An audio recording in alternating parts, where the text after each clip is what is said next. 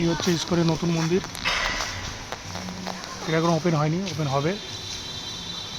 আর এই হচ্ছে মায়াপুর, অসাধারণ পরিবেশ সকালবেলায়।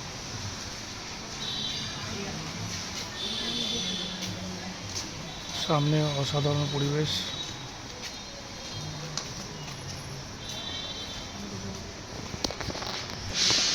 বলো। ইস্কন মন্দিরের মেন গেট দিয়ে যাচ্ছি আমরা। নিরিবিলি পরিবেশ, শান্ত পরিবেশ, খুব ভালো লাগছে।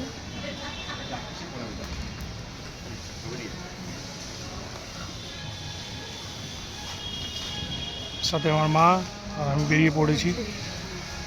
এই হচ্ছে মন্দির, যেটা নতুন মন্দির ওপেন হবে। আমরা মেন এন্ট্রি গেটের সামনে এসেছি। শান্ত নিরিবিলি পরিবেশ একটা, কৃষ্ণগঞ্জ শোনা যাচ্ছে।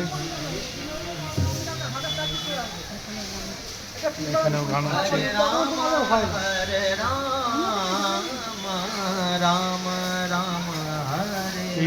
এটা হচ্ছে মূল এন্ট্রি গেটটা, মেন এন্ট্রি গেট।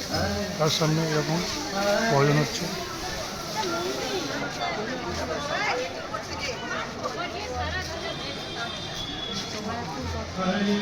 মায়াপুর দর্শন। মা কেমন লাগছে?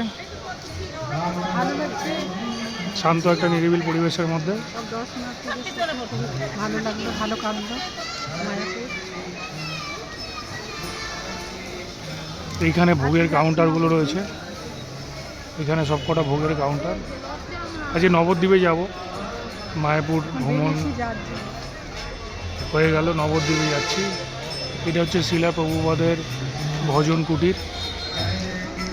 এখানে সারাদিনই ভজন হয়, তো মনোরম পরিবেশ।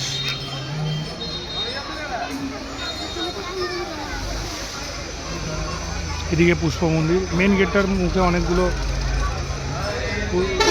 ইম্পর্টেন্ট জিনিস হচ্ছে, এখানে মহাপ্রসাদের কুপনগুলো পাওয়া যাচ্ছে। এটা কিন্তু সকাল সকালে আসতে হবে কুপনগুলো পাওয়ার জন্য।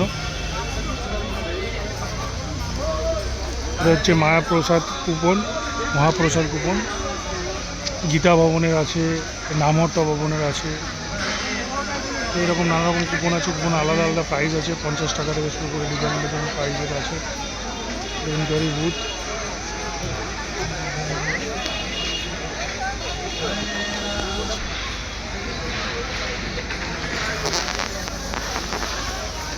এবার আমরা বেরোবো গেট থেকে। এই গেট মেন গেট, এবার থেকে আমরা গেট থেকে বেরোচ্ছি, এক্সিট। নবদ্বীপের টুয়ার্সে যাবো। মায়াপুরে কিন্তু একটা অসাধারণ অভিজ্ঞতা, অসাধারণ অ্যাটমসফিয়ার, সুন্দর আবহাওয়া, খুব ভালো লাগলো।